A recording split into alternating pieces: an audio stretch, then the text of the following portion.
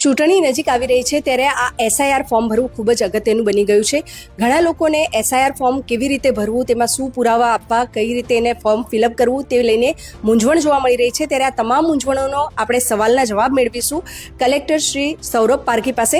Sir, ઘણી બધી મૂંઝવણો આવી રહી છે, ખાસ કરીને એસઆઈઆર ફોર્મ પહેલી વખત ભરવાનું આવ્યું છે. ઉપર સુધી તો બધા ભરી લે છે આટલે સુધી, પણ આ બે કોષ્ટક જે 2002ની યાદીને અનુરૂપ ભરવાના છે, સર એને લઈને અમારા દર્શકોને માર્ગદર્શન આપશો કે કેવી રીતના ફોર્મ ફિલઅપ કરવાનું છે. આપ જોશો તો ઉપરની ડિટેલ્સ તો બધી જનરલ ડિટેલ્સ છે, એ ડિટેલ્સ તો આપ ભરી શકો છો.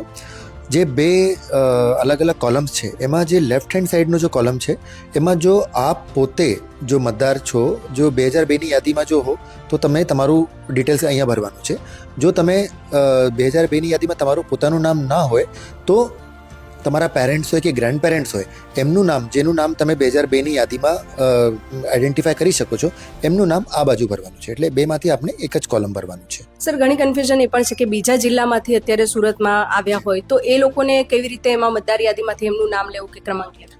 એટલે આપણી જે ઈસીઆઈની વેબસાઇટ છે, ઈસીઆઈની વેબસાઇટ, સીઓ ગુજરાતની વેબસાઇટ, એના ઉપર એ કરી શકે છે.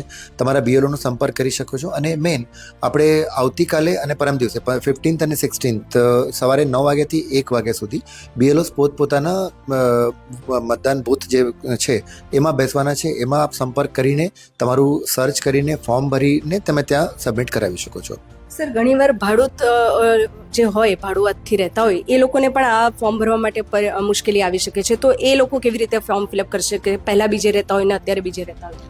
નહીં, આપણે ફોર્મ ફક્ત એટલા લોકોને જ આપ્યા છે જે લોકોના વિધાનસભામાં મતદાર યાદીમાં જેમનું નામ હોય.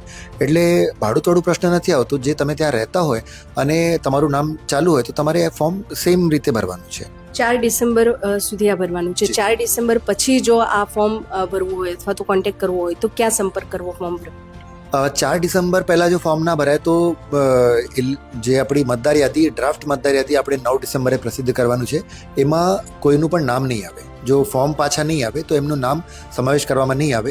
અને એના પછી કોઈના ધ્યાન ઉપર આવે તો પછી ક્લેમ્સ અને ઓબ્જેક્શન્સમાં એમને અપ્લાય કરવું પડશે અને નવું ફોર્મ ભરીને પાછું કરવું પડશે. પણ ડ્રાફ્ટ યાદીમાં એમનું નામનો સમાવેશ નહીં થાય. સર, આ ફોર્મની સાથે કયા કયા ડેટા મતદારે પ્રોવાઈડ કરવાના છે?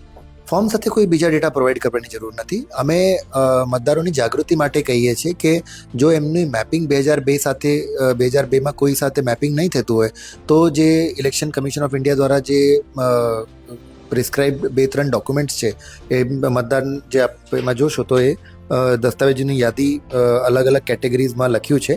એટલે આટલી જે છે એમને પોતાની સાથે હાજર રાખવાની છે.